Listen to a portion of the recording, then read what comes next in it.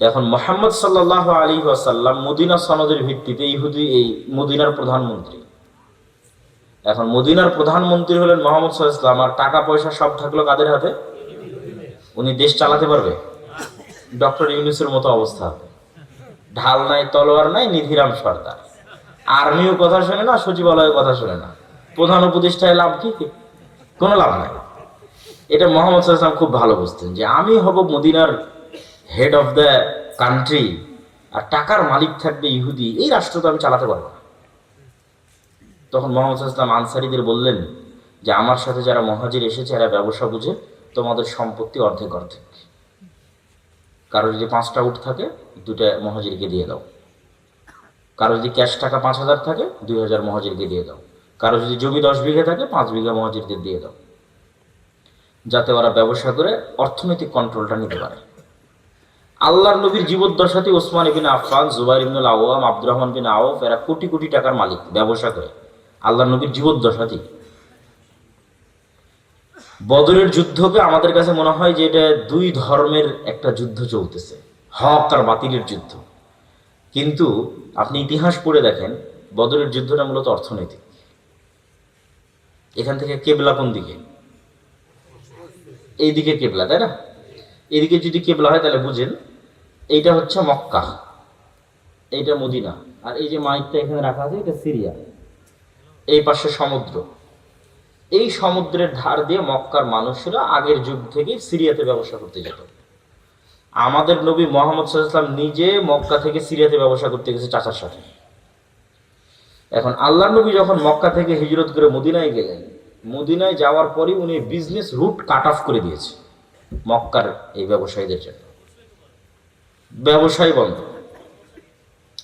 আবু সুফিয়ান কাফেলা নিয়ে ফেরত আসতে পারে না, ব্যবসায়িক কাফেলা নিয়ে আবু সুফিয়ান সিরিয়া থেকে ফেরত আসতে পারে না।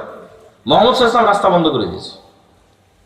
তখন তো মক্কার এই আবু জাহাল এবং যারা মক্কার কাফের মুশরিক এদের মাথা নষ্ট যে এই মদিনা রাষ্ট্র যদি স্থায়ী হয় আমাদের তো ব্যবসা বন্ধ হয়ে যাবে, আমরা খাবো কি? বিজনেস রুট ক্লিয়ার করার জন্য বদরের যুদ্ধ হয়েছে। এই জন্য বদরের যুদ্ধ মদিনায় হয়নি, সমুদ্রের ধারে হয়েছে। যে রাস্তাতে ব্যবসা হতো ওই বিজনেস রুট ক্লিয়ার করার জন্য বদরের যুদ্ধ হয়েছে। টাকার যুদ্ধ, অর্থনীতির যুদ্ধ। তাহলে টাকার কি পরিমাণ গুরুত্ব বুঝেন, অর্থনীতির কি পরিমাণ গুরুত্ব। আজকে মুসলমানদের হাতে অর্থনৈতিক কন্ট্রোল নাই দেখেই তো মুসলমানেরা গোলাম। অর্থনৈতিক কন্ট্রোল ইহুদিদের হাতে দেখেই তো আমরা গোলাম। অর্থনৈতিক কন্ট্রোল আমেরিকার হাতে, ডলার ভিত্তিক যে অর্থনীতি, এটার কন্ট্রোল আমেরিকার হাতে দেখেই তো আমাদের কিছু করার নেই। তো আমি এই আলোচনা লম্বা করতে চাচ্ছি না। টাকার বিনিময়ে জান্নাত বিক্রি হবে এবং টাকা দিয়ে জান্নাত ক্রয় করতে হবে। এই জন্য মুসলমানদের উদ্যোক্তা হতেই হবে। মুসলমানরা চাকরিজীবী জাতি কোনোদিন ছিল না। এই ইউরোপীয় উপনিবেশ মুসলমানদের চাকরি শিখিয়েছে। মুসলমানরা ছিল মরুবিদুইন, যাযাবর, বিজনেসম্যান। নাহি মাকাম কি খুগার তবিয়তে আজাদ, হাওয়ায়ে সাইরে মিসালে নসিম পায়দা কর। যাই মুসলমানেরা, তোমরা নির্দিষ্ট কাজ আর নির্দিষ্ট এলাকার মুখাপেক্ষী নও। তোমরা তো সকালবেলার প্রবাহিত শীতল আবহাওয়ার মতো, যার কোনো সীমানা নাই, যার কোনো বর্ডার নাই। মুসলমান ব্যবসায়ীদের কোনো বর্ডার ছিল না। যত সাহাবীর জীবনী আছে তার 90% সাহাবী নিজ এলাকায় মারা যায়নি, নিজ দেশে মারা যায়নি। যে মক্কার ও মক্কায় মারা যায়নি, যে মদিনার ও মদিনায় মারা যায়নি।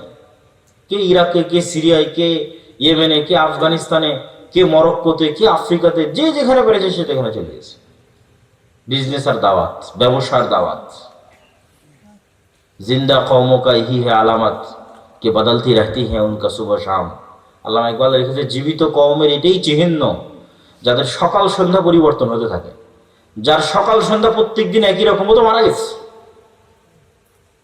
সকালবেলা শুটবুট পরে অফিসে যায়, আবার বিকেলবেলা আসে, আবার সকালবেলা অফিসে যায়, আবার বিকেলবেলা আসে।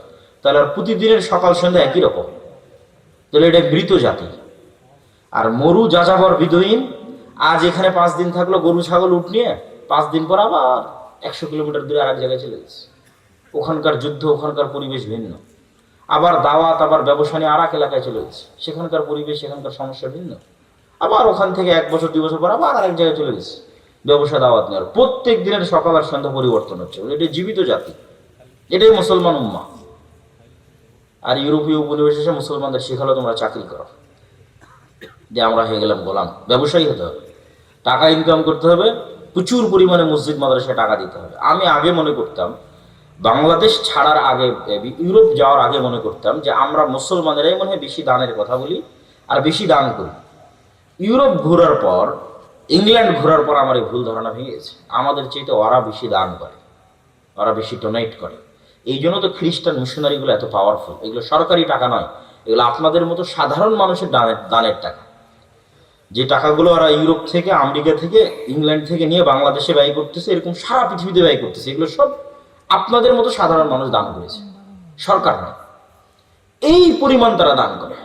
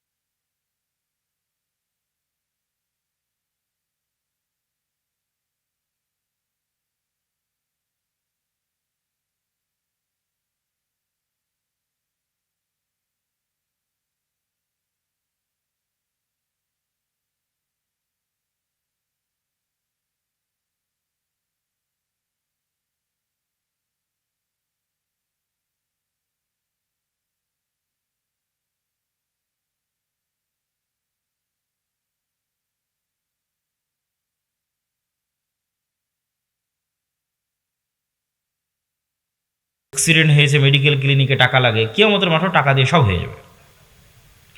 সমস্যা হচ্ছে কিয়ামতের মাঠে নতুন করে টাকার মালিক হওয়ার সুযোগ নাই। টাকাটা এখন থেকেই কিয়ামতের ব্যাংক অ্যাকাউন্টে জমা করে যেতে হবে। তাহলে দুনিয়াতে ধনী হলে যা যা সুযোগ সুবিধা পাওয়া যায়, কিয়ামতের মাঠে ধনী হলে তাই তাই সুযোগ সুবিধা পাবেন। কথা কি আমার বোঝা যায়? তাহলে আপনার নামে যা মামলা মোকদ্দমা আসবে কিয়ামতের মাঠে,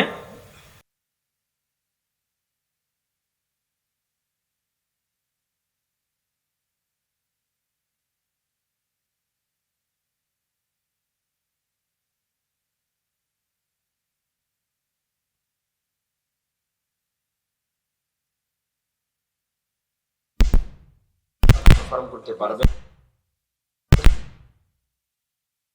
দুটোতেই আপনার কমতি থেকেছে, থাকবে, মানুষ মাত্রই থাকবে। তাহলে জান্নাত কনফার্ম করার জন্য ব্যাকআপ লাগবে। ব্যাকআপ কই? ব্যাকআপ টাকা। এই জন্য টাকা উপার্জন করা ছাড়া কোনো রাস্তা নেই। টাকা উপার্জন করে জান্নাত কিনেই দুনিয়া থেকে বিদায় নিতে হবে। মুসলমানের ঘরে বসে থাকার সুযোগ নেই। অর্থনৈতিক মুক্তি ছাড়া দাসত্ব থেকে মুক্তি হয় না। এটা আমার এবং আপনার চেয়ে রাসূল সাল্লাল্লাহু আলাইহি সাল্লাম খুব ভালো জানতেন। এই জন্য উনি যখন মক্কা থেকে হিজরত করে মদিনায় গেলেন, তো মদিনার সব আনসারীরা হচ্ছে কৃষক, ব্যবসা কম বুঝে। আর মক্কা থেকে যারা মুহাজির গেছে রাসূল সাল্লাল্লাহু আলাইহি ওয়াসাল্লামের সাথে, সব বিজনেসম্যান, ব্লাডে ব্যবসা আছে, রক্তে ব্যবসা আছে, মুহাম্মদ সাল্লাল্লাহু আলাইহি ওয়াসাল্লাম সহ। তো মদিনায় যাওয়ার পর আল্লাহর নবী দেখছে মদিনার সব টাকা পয়সার কেন্দ্র ইহুদিদের হাতে। তাহলে এখন এই পদ্ধতির মধ্যে মনোনীত 300 এমপি যদি নির্বাচিত হয়ে ক্ষমতায় আসে, যদি মিনিস্টারও হয়, প্রাইম মিনিস্টারও হয়, এরা স্বাধীন না এরা গোলাম? এত আসতে বললেন যে এরা স্বাধীন না গোলাম?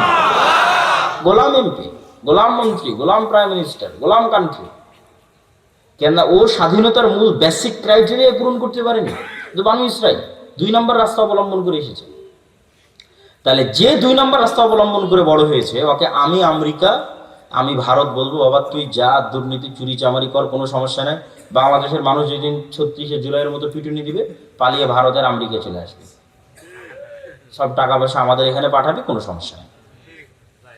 তাহলে বাংলাদেশ এমন একটা গাভী, যে গাভীর অসংখ্য দুধ, কিন্তু এই দুধ এই দেশে থাকে না, সব পাচার হয়ে বিভিন্ন দেশে চলে যায়। তাহলে এই দুধ যেন পাচার হয়, এর জন্য তো ওই রকম নেতাই তৈরি করা লাগবে, দুর্নীতিবাজ নেতাই তো তৈরি করা লাগবে। দুর্নীতিবাজ নেতা কি থেকে তৈরি হবে? গণতন্ত্র যদি না থাকে।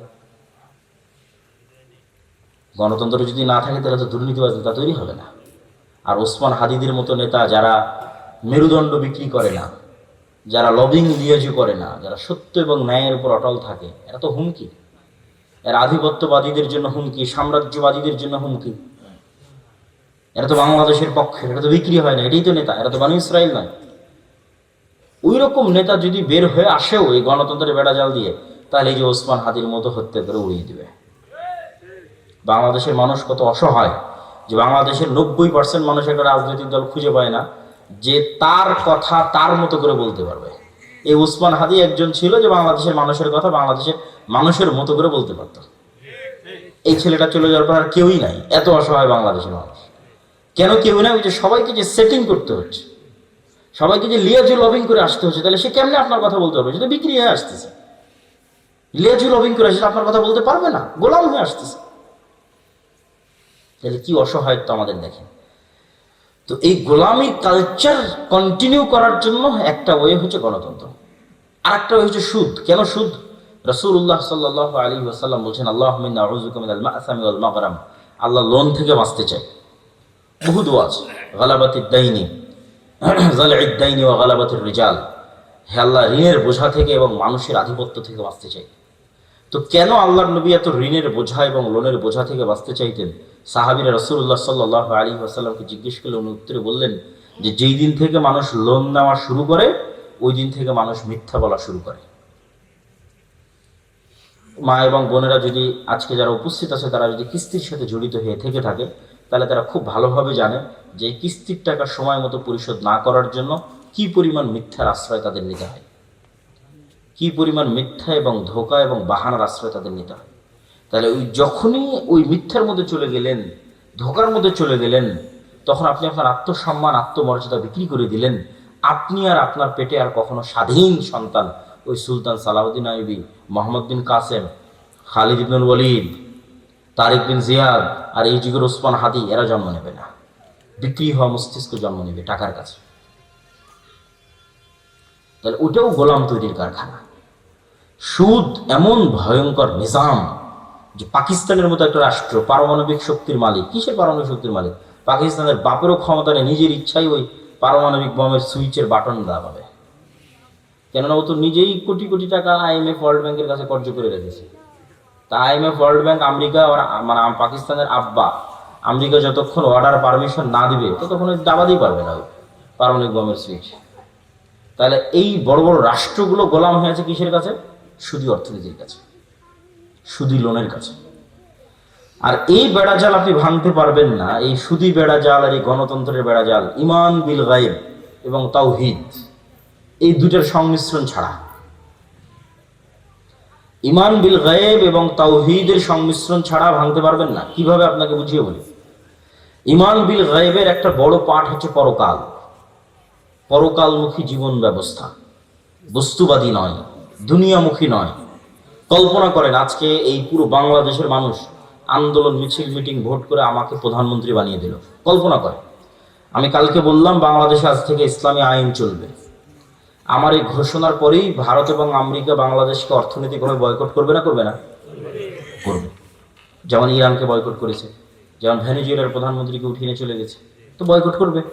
তো যখন বয়কট করবে তখন এই দেশের যে সুযোগ সুবিধাগুলো আপনি এখন ভোগ করতেছেন, এখন এই যে বিদ্যুৎ চলতেছে, ডলার আসতেছে, প্রবাসীরা কাজ করতেছে, ইউরোপ আমেরিকায় অসংখ্য প্রবাসী আছে, বিজনেস চলতেছে, এলসি হচ্ছে, কত কি আছে, এগুলো সব একদিনে ডাউন হয়ে যাবে এবং এই ডাউন করার ক্ষমতা তাদের আছে। এই একদিনে যখন ডাউন হয়ে যাবে তখন আপনিও 1 সপ্তাহ 10 দিনের মধ্যে বলবেন রাখো তোমার এই আবদুল্লাহর ইসলাম আর মোহাম্মদ ইসলামের ইসলাম, আমাদের আগের জীবনই ভালো ছিল। কারেন্ট নাই, বিদ্যুৎ নাই, এসি নাই, ফ্রিজ নাই, ডলার নাই, টাকা নাই, পয়সা নাই, কিসের ইসলাম? তখন আপনি আবার পরের দিন আন্দোলন, মিছিল, মিটিং করে নামিয়ে দিবেন। তাহলে অন্তত এই দেশের 20% মানুষ যতক্ষণ এই বিশ্বাসের উপর অটল না হবে যে পরকাল আসল, কিসের দুনিয়া, কাদের মতো? আসহাবুল উখদুদ সূরা বুরুজের ওদের মতো। ওয়ামা নাকামু মিনহুম ইল্লা ইউমিনু বিল্লাহিল আজিজিল হামিদ। পুরো একটা সম্প্রদায় আগুনের মধ্যে ঢুকে যাচ্ছে, মা সন্তান সহ আগুনের মধ্যে ঢুকে যাচ্ছে। কি সেই ইমান বিল গায়েব যে শান্ত শিষ্ট আরামের বাড়িঘর রেখে আগুনের মধ্যে জ্বলে মরে যাচ্ছে? কি সেই ইমান বিল গায়েব? ওই ইমান বিল গায়েব হচ্ছে এটা যে ওই আসহাবুল উখদুদ ওরা দেখতে পাচ্ছে, নিশ্চিত দেখতে পাচ্ছে যে আমার সামনে জ্বলন্ত আগুন, এটা আগুন নয়, এটা জান্নাত। বলেন আল্লাহু আকবার। আর পিছনে যে আমার শান্তির বাড়িঘর আছে ওখানে জাহান্নামের আগুন জ্বলতেছে। ওরা দেখতে পাচ্ছে যে ওখানে জাহান্নামের আগুন জ্বলতেছে। ওটাকে ওরা বাড়িঘর হিসেবে দেখতে পাইনি, ওখানে দেখতে পাচ্ছে ওখানে জাহান্নামের আগুন জ্বলতেছে, আমি ওখানে গেলে পুড়ে মরে যাব। আর যে সামনে জ্বলন্ত আগুন, এটা তো জান্নাত। অন্তত 20 থেকে 30% মানুষের ইমান যতক্ষণ ওই লেভেলে না যাবে ততক্ষণ কিসের আপনি ইসলাম কায়েম করবেন? সম্ভব নয়। বাংলাদেশের মানুষই এতটা দুর্নীতিগ্রস্ত, এতটা বস্তুবাদ, এতটা দুনিয়াবাদীর সাথে আক্রান্ত, এরা আপনাকে টিকতে দিবে না। সম্ভব নয়। প্রত্যেকটা রন্ধ্রে রন্ধ্রে টাকার পাগল, ক্ষমতার নেশাগ্রস্ত লোকজন আছে। অন্তত 20% থেকে 30% মানুষের ইমান লাগবে ইমান বিল গায়েবে সর্বোচ্চ লেভেলের, পরকালমুখী, দুনিয়া বিমুখ। আর 20 থেকে 30% মানুষের লাগবে পূর্ণাঙ্গ তাওহীদ। আল্লামা ইকবাল লিখেছেন, এ দৌর আপনি বারাহিম কি তালাশ মে হ্যাঁ, যে আজকের যুগের মুসলমানদের সকল সমস্যা সমাধানের একটাই রাস্তা, এই যুগের ইব্রাহিম লাগবে। এই যুগের ইব্রাহিম কোথায়? আজ থেকে 5000 বছর আগে ইব্রাহিম আলাইহিস সালাম এসেছিল, পূর্ণাঙ্গ শতভাগ তাওহীদে বিশ্বাসী। ওই পূর্ণাঙ্গ শতভাগ তাওহীদে বিশ্বাসী ইব্রাহিম কোথায়? আজকের মুসলিম উম্মার মধ্যে ওই ইব্রাহিম লাগবে। তাহলে মুসলমানদের মুক্তির যাত্রা শুরু হয়ে যাবে। হ্যাঁ, আপনাদের মতো যারা আহলে হাদিস এবং সালাফি আছে তারা বড় শিরক, বড় বেদাত থেকে অনেকটাই মুক্ত, কিন্তু পূর্ণাঙ্গ শতভাগ তাওহীদের অনুসারী নয়। কিভাবে এটা আপনাকে বুঝিয়ে বলি যে কেমনে আপনি পূর্ণাঙ্গ শতভাগ তাওহীদের অনুসারী নন। ঠিক আছে, আপনি কবর মাজারে গিয়ে সিজদা দেন না, তাবিজ কবজ ব্যবহার করেন না, কিন্তু এই আপনি বিড়ি সিগারেটে আসক্ত, তাহলে যখন আপনি বিড়ি সিগারেটে আসক্ত, তখন আপনার ইলাহ ওই বিড়ি সিগারেট। আমি বলিনি, আল্লাহ নিজে কোরআনে বলেছে যে তার নফস ইলাহু হাওয়া, তার ইলাহ হচ্ছে তার নিজের অন্তরের কামনা। ঠিক আছে, আপনি কবরকে ইলাহ মানেননি, কিন্তু ইলাহ তো আপনার নিজের নফসকে বানিয়ে রেখেছে। ইলাহ তো কোনো অবৈধ প্রেমিকাকে বানিয়ে রেখেছে, ইলাহ তো টাকার নেশাকে বানিয়ে রেখেছে, ইলাহ তো ক্ষমতার নেশাকে বানিয়ে রেখেছে। ওই টাকার জন্য আপনি সব করতে পারেন, হালাল হারামের বাস বিচার নাই। ওই ক্ষমতার জন্য আপনি সব করতে পারেন, ওই নারীর জন্য সব করতে পারেন, মনের প্রবৃত্তি পূরণ করার জন্য সব করতে পারেন। তাহলে তো আপনি শতভাগ তাওহীদপন্থী নন। তাহলে তো আপনি ইব্রাহিম আলাইহিস সালাতু ওয়াস সালামের মতো হতে পারলেন না, যে ইব্রাহিম আলাইহিস সালাতু এবং ইসমাঈল আলাইহিস সালাম আসলামা ওয়া তাল্লাহু লিল জাবিন, নিজের ইচ্ছার বিরুদ্ধে গিয়ে সন্তানকে জবাই করতেছে, আর সন্তান নিজের ইচ্ছার বিরুদ্ধে গিয়ে জবাই হওয়ার জন্য রাজি হয়ে যাচ্ছে। কেন? সিদ্ধান্তটা আল্লাহর। এটা হলো শতভাগ তাওহীদ, যে আল্লাহর সিদ্ধান্তের সামনে পরিপূর্ণ আত্মসমর্পণ। তাহলে শতভাগ তাওহীদপন্থী 20% থেকে 30% মানুষ, আর ঈমান বিল গায়বের সর্বোচ্চ স্তরের 20 থেকে 30% মানুষ হওয়া ছাড়া পূর্ণাঙ্গ ইসলামী বিপ্লব সম্ভব নয়। এই দাওয়াত আজকে আমি দিচ্ছি না, এই দাওয়াত শাহ ইসমাইল শহীদ দিয়ে গেছে আজ থেকে 100-150 বছর আগে। ওনার একটাই দাওয়াত ছিল যে আমাদের পূর্ণাঙ্গ ইসলামী বিপ্লবের আগে মানুষকে শতভাগ পূর্ণাঙ্গ তাওহীদে বিশ্বাসী হতে হবে, নাহলে পূর্ণাঙ্গ ইসলামী বিপ্লব সম্ভব নয়। শতভাগ তাওহীদে বিশ্বাসী এবং ঈমান বিল গায়বে ইয়াকিন আছে এরকম 20 থেকে 30% মানুষ লাগবে পুরো বাংলাদেশের। তাহলে এর উপর ভিত্তি করে পূর্ণাঙ্গ ইসলামী বিপ্লব কায়েম হবে। পূর্ণাঙ্গ ইসলামী বিপ্লবের সকল ক্রাইটেরিয়া রেডি আছে, শুধু ওই রকমের যোগ্য মানুষ নাই। তারপরে কি লাগবে? তারপরে আরো দুইটা জিনিস লাগবে। এক, আমি পূর্ণাঙ্গ তাওহীদপন্থী মানুষ, ঠিক আছে, আমি পূর্ণাঙ্গ ঈমান বিল গায়ব অর্জন করলাম, ঠিক আছে, কিন্তু নেতা হওয়ার জন্য আরো দুটো জিনিস লাগে। ওই দুটো জিনিস পূরণ না করতে পারলে নেতা হতে পারবেন না। একটা হচ্ছে আল্লাহ সুবহানাহু ওয়া তাআলা এই পৃথিবী যে ফাংশনের উপর ডেভেলপ করেছে, ওই ফাংশন আপনাকে ইউজ করতেই হবে। তো এই পৃথিবীতে নেতা হওয়ার ফাংশন হচ্ছে জ্ঞান এবং শিক্ষা, এটা আল্লাহই দিয়ে রেখেছে। এখন এই জ্ঞান এবং শিক্ষার বাটন যদি ইহুদি খ্রিস্টান চাপে, তাও ওরা নেতা হয়ে যাবে। এই জ্ঞান শিক্ষার বাটন যদি হিন্দু ডোম চামার মেথর মুচির চাপে, ওরা নেতা হয়ে যাবে। আল্লাহ কখনো তার রুলস ভাঙেন না।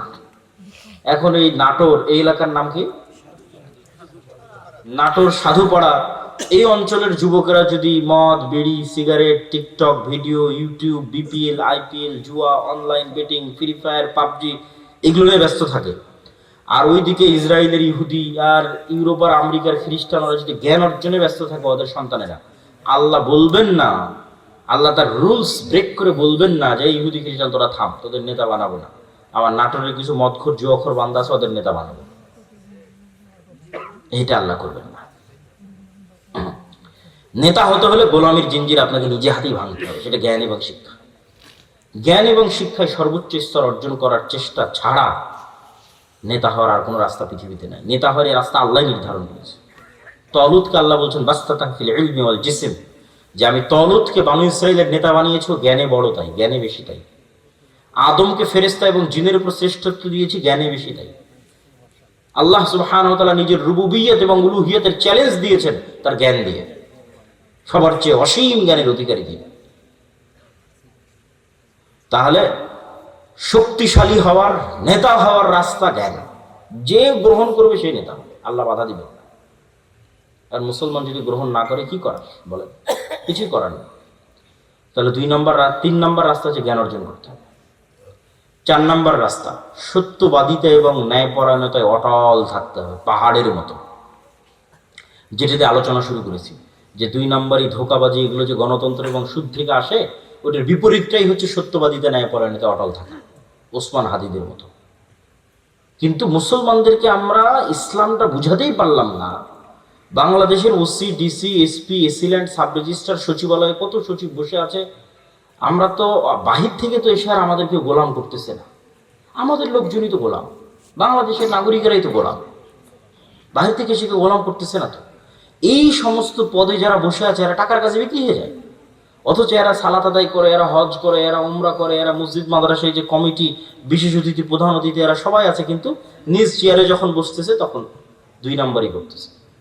তাহলে এরা কি মনে করেছে? এরা মনে করেছে ঠিক আছে, আমি সচিবালয়ে বসে এসিল্যান্ড, সাব রেজিস্ট্রার যা আছে সব হয়ে যত পারি 2 নাম্বারই সুদ ঘুষ দিয়ে টাকা ইনকাম করব, আর নামাজ পড়ে হজ করে আর দান করে ওটাকে মাফ করে নেব। নাউজুবিল্লাহ মিন যালিক।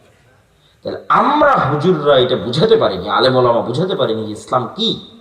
এটা তো মুনাফিকই, শুধু মুনাফিক, তার অন্তরে তো ইমানই ঢোকেনি। তার সালাত কি, তার সিয়াম কি, তার হজ কি, শুধু মুনাফিক।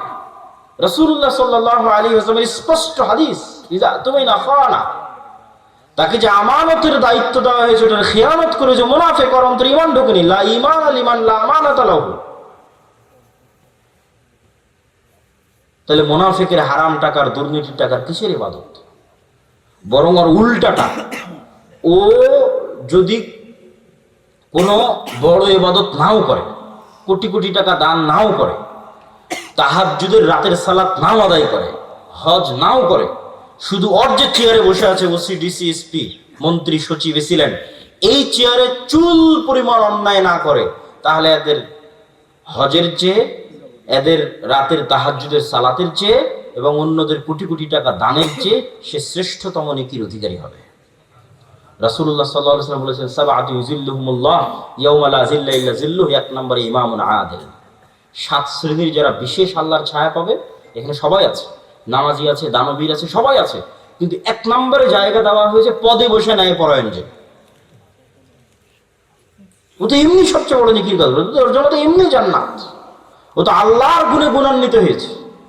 আল্লাহ যেমন বিচারের আসনে বসে শতভাগ ন্যায় পরায়ণ, আল্লাহ যেমন রাজত্বের আসনে বসে শতভাগ ন্যায় পরায়ণ, আল্লাহর মহৎ গুণ হচ্ছে আল্লাহ ন্যায় পরায়ণ। আল্লাহ জুলুম করেন না। ইন্নী হারামতু যুলমা আলাইয়া। মানুষ হয়ে যে আল্লাহর গুণে গুণান্বিত হতে পারে, আল্লাহু আকবার, এটা কত বড় ইবাদত যে মানুষ হয়ে ওসি, তারপরে ডিসি, এসিল্যান্ড, সাব রেজিস্ট্রার, সচিব, এই চেয়ারে বসে সে দুর্নীতি করবে না, ন্যায় করবে, এটা অনেক বড় ইবাদত। আর এই চেয়ারে বসে দুর্নীতি করে সেই টাকা দিয়ে হজ করবে, সেই টাকা দিয়ে মসজিদ মাদ্রাসায় দান করবে, এটা মুনাফিক। আমরা মানুষকে দিন বুঝাতে পারি না।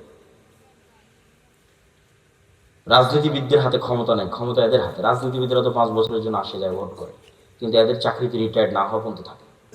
এরা যদি বলে যে আজ থেকে আমরা বিক্রি হব না কোনো দলের কাছে, দেশ একদিনে ঠিক হয়ে যাবে, একদিনে। তো এরা কাদের ঘরের সন্তান? আমাদের ঘরের সন্তান, আমাদের ছেলে মেয়ে। পুলিশে কারা, আর্মিতে কারা, সচিবালয়ে কারা, বিসিএস পরীক্ষা কারা দেয়? আমার আপনার ছেলে মেয়ে। এদের আমাদের ঠিক করতে হবে, দাওয়াত দিয়ে নতুন প্রজন্মকে সত্যবাদিতা এবং ন্যায়পরায়ণতা অটল হতে হবে। এটাই তো গোলামি থেকে মুক্তির রাস্তা। ওই দিন থেকেই তো দেশ স্বাধীন।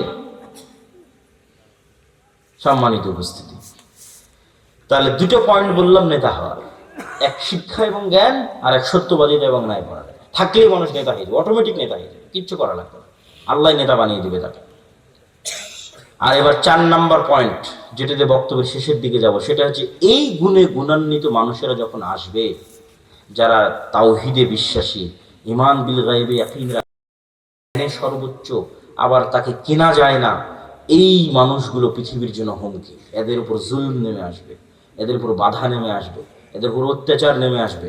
এই জন্য এদের বাঁচার রাস্তা হচ্ছে আল্লাহর সাহায্য। এদের বাঁচার রাস্তা কি? দুনিয়ার শক্তি দিয়ে বাঁচার কোন রাস্তা নেই। মুসলমানদের অতীতে, আজ, ভবিষ্যতে দুনিয়ার শক্তি দিয়ে বাঁচার কোনো রাস্তা নাই। মুসলমানদের বাঁচার রাস্তা আল্লাহর সাহায্য। আল্লাহর সাহায্য পাওয়ার 2টা বড় রাস্তা, 2টা বড় সিক্রেট রেসিপি আজকে দিয়ে বক্তব্য শেষ করব। যে মুসলমানদের জন্য আল্লাহর সাহায্য নিশ্চিত করার 2টা বড় রাস্তা, এক সালাত আর এক জিকির। সালাতের মধ্যে সবচেয়ে বড় পাওয়ারফুল হচ্ছে রাতের সালাত। সালাত হচ্ছে এমন এক টেকনোলজি, আমি উদাহরণ দিই ইবনুল কাইয়িম রাহিমাহুল্লাহকে সামনে রেখে, নাহলে দিতাম না। আমরা যেমন এখানে বসে থেকে হাজার হাজার কিলোমিটার দূরে থাকা আমেরিকার কোনো টিচারের কাছে অনলাইনে ক্লাস করতেছি, অথবা এখান থেকে 100 কিলোমিটার দূরে থাকা ঢাকার কোনো টিচারের কাছে অনলাইনে ক্লাস করতেছি, তো পাসওয়ার্ড লগ ইন দিয়ে যখন ক্লাসে জয়েন করি, তখন দুইজনে লাইভ সেশন। টিচারও যুক্ত হয়েছে, স্টুডেন্টও যুক্ত হয়েছে লাইভ সেশনে। কানেক্টেড। তো আজকের ইন্টারনেট, আজকের মোবাইল দিয়ে মানুষ 1000 কিলোমিটার দূরে থাকা টিচারের সাথে, মানুষের সাথে লাইভ কানেক্টেড হচ্ছে, লাইভ কথোপকথন করতেছে। তো সালাত এটার চেয়ে তো হাজারো লক্ষ কোটি গুণ উন্নত লেভেলের প্রযুক্তি, যা দুনিয়াতে থাকা মানুষকে 7 আসমানের উপরে থাকা রব্বুল আলামিনের সাথে লাইভ কানেক্টেড করে দেয় সরাসরি। মানুষ যখন সালাতে দাঁড়ায় এবং চোখ যখন সিজদার দিকে, অন্তর যখন আল্লাহর দিকে নিবদ্ধ, তখন রব্বুল আলামিনও তার মুখোমুখি হয়ে যান। দুনিয়াতে থেকে 7 আসমানের সাথে সরাসরি লাইভ কথোপকথনের প্রযুক্তি হচ্ছে সালাত। এই জন্য নবীরা সবসময় সালাতের আশ্রয় নিয়েছে। সূর্য গ্রহণে সালাত, চন্দ্র গ্রহণে সালাত, বৃষ্টি প্রার্থনায় সালাত, জানাজায় সালাত, বিপদ আপদে সালাত, রাতে সালাত। রাসূলুল্লাহ সাল্লাল্লাহু আলাইহি ওয়াসাল্লাম বদরের যুদ্ধের আগের দিন লম্বা রাতের সালাত আদায় করেছেন। আবু বকর রাদিয়াল্লাহু তাআলা আনহু বলছেন, কাফাকা মুনাশাদাতাকা রাব্বাক, হে রাসূলুল্লাহ, হে আল্লাহর নবী, আপনি নবী হয়ে আল্লাহর কাছে এত মোনাজাত করা লাগে, এত দোয়া করা লাগে, যথেষ্ট হয়েছে, বাস, আর করার দরকার নাই, আল্লাহ তো আপনাকে এমনি সহযোগিতা করবে। তাহলে কি পরিমাণ লম্বা রাতের সালাত মুহাম্মদ সাল্লাল্লাহু আলাইহি ওয়াসাল্লাম আদায় করেছেন, আর কি পরিমাণ দোয়া আল্লাহ সুবহানাহু ওয়া তাআলার কাছে করেছেন, যে আবু বকর রাদিয়াল্লাহু তাআলার মতো সাহাবী এই দোয়ায় ক্লান্ত হয়ে গেছে, এই রাতের সালাতে ক্লান্ত হয়ে গেছে।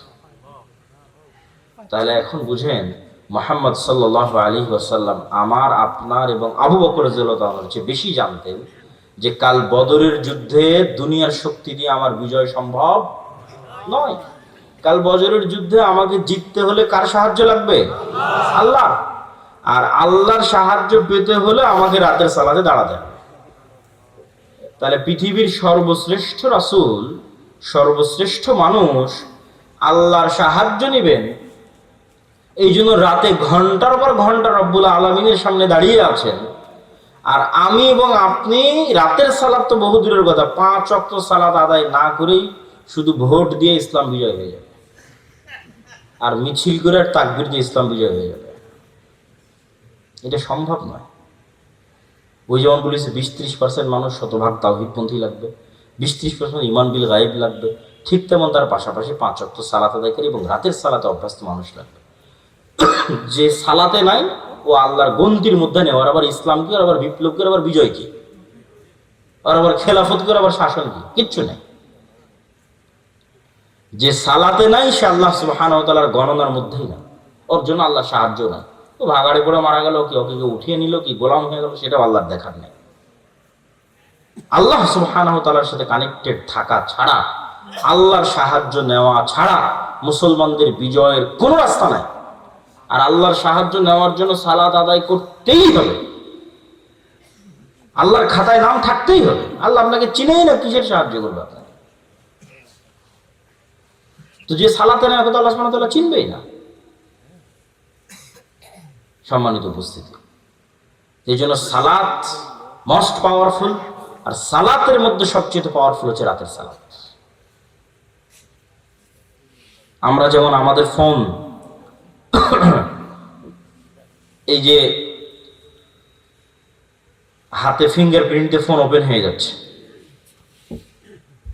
পাসওয়ার্ড দিয়ে ফোন ওপেন হয়ে যাচ্ছে, ফেস ভেরিফিকেশন দিয়ে ফোন ওপেন হয়ে যাচ্ছে, 5 স্টার হোটেলে গেলে কার্ড পাঞ্চ করলে ওপেন হয়ে যাচ্ছে, এগুলো সব লক ওপেন হওয়ার সিস্টেম পৃথিবীতে। তো কল্পনা করেন যে আমরা পৃথিবীর অত্যাধুনিক প্রযুক্তির একটা দরজার সামনে দাঁড়িয়ে আছি, এর চেয়ে অত্যাধুনিক প্রযুক্তির দরজা পৃথিবীতে নাই। ওই দরজা ওপেন করতে হলে বিভিন্ন varieties type of password use করতে হয়। যেমন নির্ধারিত সময় আসতে হয়, নির্ধারিত সময় ছাড়া খোলে না। আবার নির্ধারিত ফরম্যাট ছবি, পিকচার ওখানে আপলোড করা আছে, ওইটার সাথে মিলতে হয়। আবার ওই প্রতিটা ফরম্যাটের সাথে নির্ধারিত সাউন্ড আছে, ওটাও মিলতে হয়। যেমন ধরেন আমি এই ফরম্যাটে দাঁড়ালাম, এটার সাথে একটা সাউন্ড আছে আলহামদুলিল্লাহ রাব্বিল আলামিন। রুকুর ফরম্যাটে দাঁড়ালাম, ওটার সাথে একটা সাউন্ড আছে সুবহান রাব্বিল আযীম। টাইম মিলতে হবে, ফরম্যাট মিলতে হবে, আওয়াজ মিলতে হবে, তারপরে ওই দরজাটা খুলবে, তার আগে দরজা খুলবে না। তো এইরকম সালাত এর চেয়েও টপ লেভেলের উন্নত প্রযুক্তি, যা রব্বুল আলামিনের সাহায্যের দরজা, রব্বুল আলামিনের সাথে যোগাযোগের দরজা উন্মুক্ত করে দেয় হচ্ছে সালাত। এই সালাত ছাড়া আমাদের বাঁচার কোনো রাস্তা নেই, সালাত ছাড়া আমাদের উদ্ধার হওয়ার কোনো রাস্তা নেই। 2 নম্বর হচ্ছে জিকির। জিকিরের মধ্যে সবচেয়ে গুরুত্বপূর্ণ হচ্ছে সকাল সন্ধ্যার জিকির। সকাল সন্ধ্যার জিকির দিয়ে আল্লাহ কোরআন পরিপূর্ণ করে রেখেছে, যদিও আমরা এটাকে খুবই অবহেলা করি। সকাল সন্ধ্যার জিকির। জিকির কেন পাওয়ারফুল? জিকির কেন পাওয়ারফুল এটা বুঝতে হলে আপনাকে বুঝতে হবে আওয়াজ কেন পাওয়ারফুল, সাউন্ড কেন পাওয়ারফুল। সাউন্ড কি আবার পাওয়ারফুল হতে পারে? আওয়াজ কি পাওয়ারফুল হতে পারে? শব্দ এবং বাক্য কি পাওয়ারফুল, শক্তিশালী হতে পারে? এটা আগে বুঝতে হবে। আজকের আধুনিক সভ্যতা টিকে আছে, এই যে ক্যামেরা, এই যে মোবাইল, কম্পিউটারের টিকে আছে এই আলোর তরঙ্গের মধ্যে ডাটা ট্রান্সফার করার ক্ষমতা, এটার উপর। আমি এখানে বলতেছি, আমার এই কথাটা আলোর মধ্যে দিয়ে এই মোবাইল হয়ে, নেটওয়ার্কের টাওয়ার হয়ে আমেরিকায় গিয়ে এখন বাজতেছে, ইউরোপ, সৌদি, কুয়েত, কাতার, ঢাকা, রাজশাহী থেকে এখনই বাজতেছে। তো এই যে এই আলো যে আমার এই কথা বহন করতে পারে, ডাটা ট্রান্সফার করতে পারে, এটা আমরা জানতাম না, মানুষ জানতো না, এটা আগে থেকেই ছিল। ওটা আমরা জেনে কাজে লাগাতে পেরেছি, এটি আমাদের আধুনিক সভ্যতা, এটার উপর টিকে আছে। আর একটা প্রযুক্তি যেগুলোর ধারে কাছে বিজ্ঞান নাই, কিন্তু এটা সবচেয়ে উন্নত প্রযুক্তি, সেটা হচ্ছে শব্দ ভিত্তিক, আওয়াজ ভিত্তিক প্রযুক্তি, যেটার কিছু জ্ঞান আল্লাহ সুলাইমান আলাইহিস সালামকে দিয়েছে। কিছু জ্ঞান, যেমন আমি এতক্ষণ যে চিল্লাচ্ছি, আমি কিন্তু শব্দ এবং আওয়াজে উচ্চারণ করতেছি। এখানে যদি একটা চাইনিজ বসে থাকতো, ও খেলে আওয়াজই শুনতে পেত। আবার এখানে বসে একটা চাইনিজ বক্তব্য দিত, আপনি খেলে আওয়াজই শুনতে পেতেন, তাই নয় কি? সেটাই। তাহলে ঠিক কোন এক স্টাইলের আওয়াজ উচ্চারণ করলে ওই পিঁপড়াও বুঝবে, সেই স্টাইলের আওয়াজ আমি জানি না। কোন এক স্টাইলের আওয়াজ উচ্চারণ করলে পাখিও বুঝবে, আমি জানি না। কোন এক ফরম্যাটের আওয়াজ উচ্চারণ করলে গরু বুঝবে, আমি জানি না। আবার গরুর ওই ফরম্যাটের আওয়াজের কি অর্থ আমি জানি না। যেমন অন্য একটা ভাষা আমার কাছে গরুর আওয়াজের মতো আওয়াজ মনে হয়, সেই। কিন্তু এই জ্ঞানটা আল্লাহ কাকে দিয়েছিলেন? সুলাইমান আলাইহিস সালামকে দিয়েছিলেন। এটাই সাউন্ড টেকনোলজি। সুলাইমান আলাইহিস সালাম তার দরবারে বলতেছে, রানী বিলকিসের সিংহাসন নিয়ে আসতে হবে। ক্বালা ইফরিতুম মিনাল জিন, ইফরিত নামক জিন দাঁড়িয়ে বলল, আমি এই সিংহাসন নিয়ে আসবো, আপনি যে বসে আছেন এই বসে থেকে দাঁড়ানোর পূর্বে সিংহাসন নিয়ে আসবো। এই কথা সুলাইমান আলাইহিস সালামের পছন্দ হয়নি। সুলাইমান আলাইহিস সালাম আরো দ্রুত চান। আল্লাযী ইনদাহু ইলমুম মিনাল কিতাব, তখন আরেকজন বলল, ওই আরেকজন জিন না মানুষ তা কোরআনে উল্লেখ নাই। কোরআনে এভাবে উল্লেখ আছে যে যাকে আল্লাহ কিতাবের জ্ঞান দিয়েছিলেন সে বলল। যাকে আল্লাহ কিসের জ্ঞান দিয়েছিলেন? কিতাবের জ্ঞান দিয়েছিলেন, সে বলল চোখের পলক পড়ার পূর্বে রানী বিলকিসের সিংহাসন আপনার সামনে উপস্থিত হয়ে যাবে। আল্লাহু আকবার। তো আয়াতের বিবরণের আন্দাজে বলতেছে যে জিন চেয়েছিল গায়ের শক্তিতে আনতে, ইফরিত চেয়েছিল গায়ের জোরে যত দ্রুত আনা যায়, উড়ে যাব, উড়ে নিয়ে আসবো। আর আল্লাহ ইনদাহু ইলমুম মিনাল কিতাব, যার কাছে কিতাবের জ্ঞান ছিল, গায়ের জোরে আনেনি, জ্ঞানের জোরে এনেছে। আমি মনে হয় বুঝাতে পারলাম না কথা, কি আমার বুঝতে পারছেন? কোরআনের ধারা বিবরণীতে বোঝা যাচ্ছে যেই লোক চোখের পলকে নিয়ে আসলো, এ গায়ের জোরে আনেনি, কিসের জোরে এনেছে? জ্ঞানের জোরে। সে জ্ঞান কি? কিতাবের জ্ঞান। কিতাবের সে বিশেষ জ্ঞান কি? কিছু কিছু মুফাসসির লিখেছে যে কিতাবের জ্ঞান হচ্ছে লাউহে মাহফুজের বিশেষ কিছু জিকির তার জানা ছিল। বলেন আল্লাহু আকবার। আল্লাহু আ'লাম। কিন্তু জ্ঞানের উপর ভিত্তি করে সে কাজটা করেছে। তো বিশেষ কোন সাউন্ড, বিশেষ কোন জিকির যেটা ব্যবহার করে সে চোখের পলকে ওই সিংহাসনকে ওখান থেকে উঠিয়ে সুলাইমান আলাইহিস সালামের কাছে নিয়েছে, এই জ্ঞান কিতাবের জ্ঞান, বিশেষ কোন কিতাবের জ্ঞান তার কাছে ছিল। তো sound most powerful all over the world, সবচেয়ে পাওয়ারফুল। আল্লাহ সুবহানাহু ওয়া তাআলা পৃথিবী ধ্বংস করার যে সিস্টেম তৈরি করেছেন, সেই সিস্টেম আওয়াজ ভিত্তিক। ইসরাফিল বাঁশিতে ফু দিবে, আওয়াজ তৈরি হবে, সে আওয়াজে আসমান জমিন নক্ষত্র গ্রহরাজি সূর্য চন্দ্র সব ভেঙে চৌচির হয়ে যাবে। আল্লাহ সুবহানাহু ওয়া তাআলা মানুষকে পুনরুজ্জীবিত করার যে সিস্টেম তৈরি করেছেন, ওটা আওয়াজ ভিত্তিক। ফেরেশতা, জিন, মানুষ সব যখন মারা যাবে, কতদিন এভাবে মৃত অবস্থায় থাকবে আল্লাহ ভালো জানে। কুল্লুমান আলাইহা ফান ওয়া ইয়াবকা ওয়াজহু রাব্বিকা যুল জালালি ওয়াল ইকরাম। তারপরে যখন আল্লাহ জীবিত করতে চাইবে, ইসরাফিলকে তৈরি করে ইসরাফিলকে বাঁশি দিয়ে ফু দিতে বলবে, আর আওয়াজে মানুষ কবর থেকে জীবিত হয়ে হাঁটতে থাকবে। আওয়াজ খুবই পাওয়ারফুল, কিন্তু ওই আওয়াজের জ্ঞান থাকতে হবে যে কোন আওয়াজ পাওয়ারফুল, কোন শব্দ পাওয়ারফুল। তো আল্লাহ সুবহানাহু ওয়া তাআলা উম্মতে মুহাম্মাদীকে সবচেয়ে বড় পাওয়ারফুল জিনিস দিয়ে দিয়েছে, যেটা মূসা আলাইহিস সালামের লাঠির চেয়ে পাওয়ারফুল, যেটা মূসা আলাইহিস সালামের পাথরের চেয়ে পাওয়ারফুল, যেটা বানু ইসরাইলের তাবুত কোরআনে আছে দেখবেন। এই তাবুত এখন এই ইহুদিরা খুঁজে পাগলের মতো, কোথায় সেই তাবুত? এরা মনে করে যে এই মসজিদে আকসার মাটির নিচে তাবুত রাখা আছে। ওই তাবুত একটা বাক্স, যে বাক্সে মূসা আলাইহিস সালামের লাঠি ছিল, যে বাক্সে মূসা আলাইহিস সালামের ওই পাথর ছিল, যে পাথর থেকে 12টা ঝর্ণা তৈরি হয়েছিল, ঠিক আছে, মূসা আলাইহিস সালামের কাপড় চোপড় ছিল, এরকম আরো কিছু মুজিজা সম্বলিত জিনিস বিভিন্ন নবী রাসূলের এই তাবুত নামক বাক্সের মধ্যে ছিল। যে যুদ্ধে ওরা এই তাবুত বাক্স নিয়ে যেত, ওই যুদ্ধে ওদের বিজয় হয়ে যেত। ওই বাক্সরা হারিয়ে ফেলেছে, ওই বাক্সরা এখনো খুঁজতেছে। তো ওই তাবুত বাক্সের চেয়ে আর ওই মূসা আলাইহিস সালামের লাঠির চেয়ে আর ঈসা আলাইহিস সালামের হাতের মাধ্যমে যে মানুষ জীবিত হয়ে যেত, সেটার চেয়ে মোস্ট পাওয়ারফুল জিনিস হচ্ছে এইটা। কি জন্য? এটা সরাসরি আল্লাহর নিজের আওয়াজ। বলেন আল্লাহু আকবার। কোরআন সরাসরি আল্লাহ সুবহানাহু ওয়া তাআলার নিজের সাউন্ড, আল্লাহর শব্দ, আল্লাহর বাক্য, যা জিব্রাইল হয়ে মুহাম্মদ সাল্লাল্লাহু আলাইহি ওয়াসাল্লাম আমাদের পর্যন্ত পৌঁছেছে। আল্লাহু আকবার। আর আল্লাহ সুবহানাহু ওয়া তাআলার শব্দ এবং বাক্যের চেয়ে পাওয়ারফুল কিছু নাই পৃথিবীতে। সব অসম্ভব সম্ভব হয়ে যাবে। এই জন্য শ্রেষ্ঠতম জিকির হচ্ছে কোরআন। পৃথিবীর সব অসম্ভব সম্ভব করা সম্ভব আল্লাহ সুবহানাহু ওয়া তাআলার জিকির দিয়ে।